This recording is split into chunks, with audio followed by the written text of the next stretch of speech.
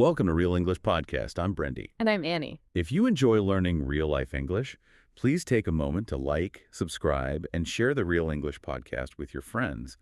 Your support really helps us create more lessons just for you. It might feel fast, but that's just how Americans talk. You'll hear it again later, so no pressure. That is so true. So today we are doing a deep dive into summer vacation English. We really want to help you learn how Americans actually talk about their travel plans. Yeah, exactly. By the end of this lesson, you will know exactly how to talk about your trips, your airport delays, and even your favorite memories. Right, and we're going to use very simple, everyday English words. Think of this like a practical guide to traveling like a native speaker. Totally. We will go step by step, nice and slow. So let's start by looking at the big picture. Summer travel is, well, it's a massive event in the United States. Oh, it really is. It is the absolute peak season for travel. But Annie, why is summer so much more popular than, say, winter or spring? Well, it really all comes down to the school calendar. In the U.S., kids get a very long break from school. Right, the summer break. Exactly. Classes usually finish up in late May or June, and they do not start again until late August or September. Wow, so parents have this huge, 3-month window where the kids are completely free. Yeah, so it becomes the perfect time for families to pack up their bags and just explore. And when they explore, they very often hit the road. I mean, the American road trip is practically a cultural tradition here. It really is. But, I think some people wonder, why drive when you could just fly on an airplane? Well, you have to remember just how huge the country is. I mean, driving from one coast to the other is like driving across all of Europe. Right, it takes days. Yeah, so the journey itself actually becomes the vacation. You pack your car with bags, a cooler full of snacks, and lots of music. Oh, I love the road trip snacks. Me too. And driving from state to state, it just gives you a chance to see small towns and, different landscapes along the way. That makes a lot of sense.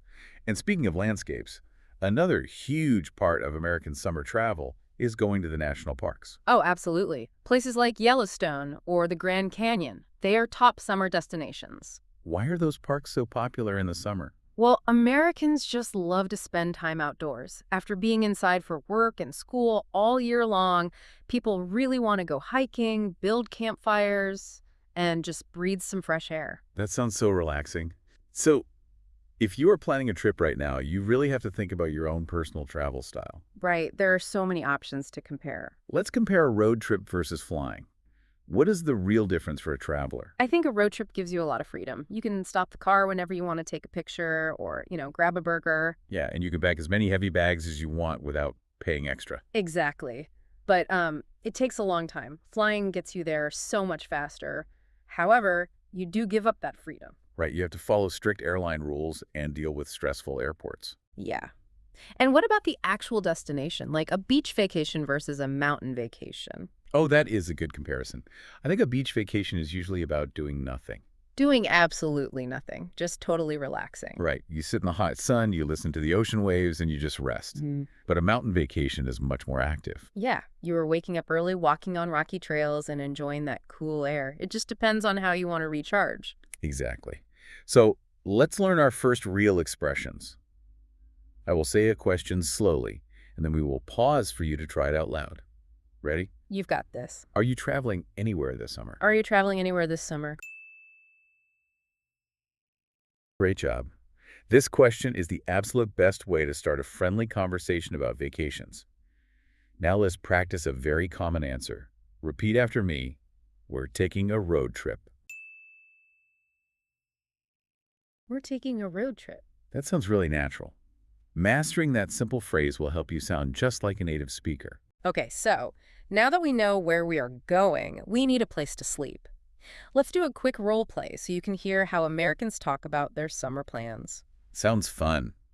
In this conversation, pay close attention to the specific words we use for where we stay. Ready, Annie? Ready? Hey, are you traveling anywhere this summer? Yes. My family and I are taking a road trip to the mountains. Oh, that sounds amazing. Yeah. Did you find a place to stay? Yes, we booked an Airbnb. We wanted a full kitchen so we can cook our own meals. What about you? We are going to the beach. We booked a hotel right next to the water. We wanted room service and a big swimming pool. That sounds perfectly relaxing. Okay, let's pause the role play right there. You heard us compare a hotel versus an Airbnb. Right. A hotel is a traditional business. It has a front desk, cleaning staff, and usually fun things like a gym or a pool. And an Airbnb is a private home or an apartment that you rent directly from the owner. Yeah, people choose Airbnbs when they want more space or when they want a big kitchen. You also heard a very important action word. We used the word booked. I said we booked a hotel, and Annie said we booked an Airbnb. To book something simply means to reserve it and pay for it in advance. It is the most common verb for travel planning. Let's practice this together. Repeat after me. We booked a hotel. We booked a hotel. Excellent. Now let's try the second option. Yeah. Repeat after me. We booked an Airbnb. We booked an Airbnb. Great job. If you can say those phrases clearly, anyone helping you will understand you immediately. So your trip is booked, the hotel is ready. Now we have to talk about getting there. Let's talk about the airport. Oh boy, the airport. Getting there is exciting, but honestly, during the summer, it can be totally overwhelming. It really can. Beaches, tourist attractions, and especially airports become incredibly crowded in the summer. Right, because everyone has the exact same idea. Since the schools all close at the same time, millions of people are traveling during the exact same weeks. Exactly. So let's walk through the airport experience step by step, using easy, everyday words. Sounds good. So when you walk inside the airport, you have your bags. You might give your large, heavy suitcase to the airline, but you also have a smaller bag that stays with you. Right, and that smaller bag is very important. It is called a carry-on bag. Americans are completely obsessed with their carry-on bags. It is so true. But why is that? Why not just give all your bags to the airline? Well, airlines often charge extra money for large suitcases. Plus, if you give them your bag, there's always a chance they might lose it. Yeah. Nobody wants to lose their clothes on vacation. Right, so travelers try to fit everything into a small carry-on bag that they can keep right next to them on the airplane. That is a great tip. Now, before you can walk to your airplane, you have to pass through a very strict area. This is called the security checkpoint. The security checkpoint is where officers scan you and your bags to make sure everything is safe. It can be a little stressful, right? Yeah, usually you have to take off your shoes, take your laptop out, and put your carry-on bag into an X-ray machine. And to even get into that security line, you need a special document. It is your golden ticket for the day. This is called a boarding pass. Right, the boarding pass proves you paid for a seat, and it allows you to board or get onto the plane. When you look around the airport in July, you will see lines stretching forever, thousands of people everywhere. There is a perfect English expression for this. Repeat after me. The airport is packed. The airport is packed. Great. Let's quickly explain the imagery there. Packed obviously means very crowded, but why do we use that word? Well, think about packing a suitcase. If you push 20 shirts into a tiny suitcase, you are packing it tightly. There is no empty space left. Oh, I see. Yeah, so when a building has so many people inside that there is no empty space left, we say the building is packed. That makes perfect sense. It's packed just like a tight suitcase. Okay, let's try another scenario. I'm ready. Imagine you are at this packed airport. You look up at the big screen and you see some bad news. Listen closely to this role play for two new words. Delayed flight and baggage claim. Hello, welcome to the airline desk. How can I help you today? Hi there. I was just looking at the screen and it looks like my flight got delayed. Let me check your boarding pass. Ah, yes. I'm so sorry, but your flight got delayed by 2 hours because of summer thunderstorms. Oh no, that is frustrating. Well, my friend is arriving on a different flight right now. I need to go eat him. Where is baggage claim? Baggage claim is downstairs on the lowest level. Just follow the green signs and you will see the large moving belts where the suitcases come out. Thank you very much. I will head down there. Okay, role play over. Let's break down that conversation for you. First, Brendy used the expression, my flight got delayed. You know, I always get a little confused by those terms. If a flight is delayed, does that mean the trip is ruined? Should I just go home? Not at all. That is a very important difference. If a flight is canceled, that means it is not happening.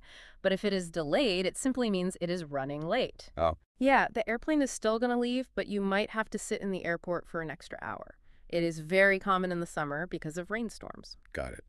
Let's practice this phrase so you can use it if you are running late. Repeat after me. My flight got delayed. My flight got delayed. You will hear Americans say this all the time. The next expression was a question. Where is baggage claim? Baggage claim is that big room at the end of your trip where you wait for your large suitcase to appear. Let's practice asking for directions. Repeat after me. Where is baggage claim? Where is baggage claim? Excellent. That question will save you so much time wandering around a strange airport. Okay, so you have survived the packed airport. You found your bags. But, travel is an adventure, and adventures always have a few surprises. They really do. Even with perfect planning, people experience common travel problems. We call these bumps in the road. Right. A bump in the road is just a small problem that shakes you up for a minute, but it does not stop your journey. Exactly. For example, on a road trip, you might take a wrong turn. You drive down a highway and suddenly you have no idea where you are. Yeah, Americans simply say, "We got lost." Getting lost is basically a requirement on a family road trip. We have GPS on our phones now, but if you drive into the mountains, you lose your signal. And suddenly, you are lost again. It can be scary for a minute, but it usually turns into a really funny story later. Let's practice this short, common phrase. Repeat after me. We got lost. We got lost. Perfect. Now, getting lost is not always a bad thing. Sometimes, taking the wrong road means you drive past an incredible forest or a beautiful ocean. That is true. When you look out your window and see beautiful nature, you use the word scenery. Scenery. That is a great word. Yeah, scenery refers to the natural landscapes around you, the mountains, the trees, the rivers. When Americans see an amazing view, they love to say, "The scenery was beautiful." Let's try saying that together. Repeat after me. The scenery was beautiful. The scenery is beautiful. That sounds wonderful. But Annie, I have a question for you about the whole travel experience. Sure. What is it? Well, you have packed airports, delayed flights, heavy bags, and getting lost. Travel can be so exhausting. How do Americans balance all that stress with the good moments? That is the magic of travel, really. Yes, it is tiring. But we have a specific phrase that captures the feeling of a successful vacation, despite all the bumps in the road. What is the phrase? When they finally see that gorgeous scenery or laugh with their kids, they look back at the stress and say, "It was worth the trip." Wow, it was worth the trip. That is a really powerful phrase. It is. It means that the value of the good memories is much bigger than the cost of the stress. The delayed flight does not matter anymore. The joy makes it all acceptable. It was worth the trip. I love that. Let's practice this very important expression. Speak slowly and clearly. Repeat after me. It was worth the trip. It was worth the trip. Knowing that phrase will really help you express appreciation for your travel experiences. And eventually, every vacation comes to an end. You pack your suitcase one last time, and you return home. Right. And when you come back to your normal life or go back to the office, everyone is going to ask you about your trip. Oh, yeah, they want to hear your stories and see your photos. When a friend asks, "How was your vacation?" you want a natural, friendly answer ready. You don't need to give a long speech. The absolute most common phrase Americans use to summarize a good trip is simply, "We had a great time." It is short, positive, and it tells them the trip was a success. Let's practice it. Repeat after me. We had a great time. We had a great time. That is perfect. But what if the situation is reversed? What if your friend is the one leaving for their summer vacation? Oh, that is a great question. You need to know how to wish them well before they go. Yeah. We have 3 real-life expressions for this. They're very warm, caring, and easy to remember. The first one is the most basic. We just say, "Have fun." Repeat after me. Have fun. Have fun. Great. The second expression is about capturing memories. Americans love taking photos on their smartphones to show friends later. Yeah, so as a friend is leaving, we often tell them, "Take lots of pictures." Repeat after me. Take lots of pictures. Take lots of pictures. Excellent. And the final expression is all about safety.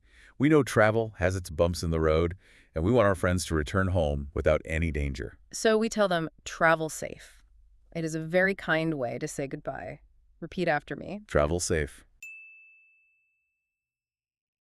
Travel safe. You have done an incredible job today. Yeah. If you practice these phrases, you will absolutely be able to converse like a native speaker. You really will. Let's do a quick review of the key expressions we learned. Hearing them one more time will help lock them into your memory. First, we learned how to talk about our big plans. We asked, "Are you traveling anywhere this summer?" And we answered with, "We're taking a road trip." Then we discussed where to sleep. We learned the action word book and practiced saying, "We booked a hotel," and "We booked an Airbnb." Next, we survived the airport. We learned about the carry-on bag, the security checkpoint, and the boarding pass. We practiced the phrases, "The airport is packed," "My flight got delayed," and "Where is baggage claim?" After that, we hit the road. We learned to say, "We got lost," "The scenery was beautiful," and that magical phrase, "It was worth the trip." Finally, we learned how to summarize the trip with, "We had a great time." And we learned to wish our friends well with, "Have fun, take lots of pictures, and travel safe." That is a lot of excellent practical English for your next summer vacation. It really is. Remember, learning a language is a lot like a long summer road trip. Sometimes you feel like you are moving fast, and sometimes you hit a bump in the road. But if you keep driving and keep practicing these phrases, you will eventually reach your destination of fluency. Exactly. The journey takes time, but when you can speak confidently with a native speaker, you will realize it was worth the trip. That is a wonderful way to look at it. Thank you all so much for joining us for this deep dive today. Please remember to take a moment to like, subscribe, and share the Real English podcast with your friends. Your support really helps us. And if you want to review today's lesson, I uploaded a free PDF summary in the description and in the comments.